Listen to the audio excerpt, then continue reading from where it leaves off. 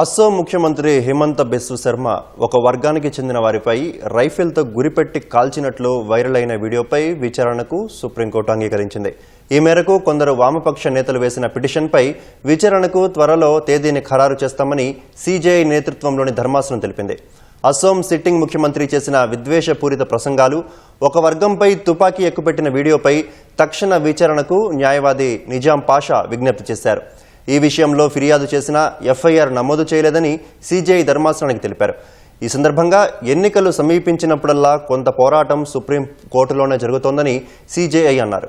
అదే సమస్య అని చెప్పారు. ఈ విషయంపై ఒక తేదీని కేటాయిస్తామన్నారు. ఫిబ్రవరి 7న అస్సాం బీజేపీ అధికారిక ఎక్స్ ఖాతాలో ఒక వీడియోను పోస్ట్ చేశారు. అందులో ముఖ్యమంత్రి హిమంత బిశ్వ శర్మ స్కల్ కేప్ ధరించిన వ్యక్తి గడ్డంతో ఉన్న మరో వ్యక్తిపై రైఫిల్ ఎక్కుపెట్టి పేల్చినట్లుగా ఉంది. ఈ వీడియోపై తీవ్ర విమర్శలు రావడంతో అస్సాం బీజేపీ తమ ఎక్స్ ఖాతా నుంచి వీడియోను తొలగించింది.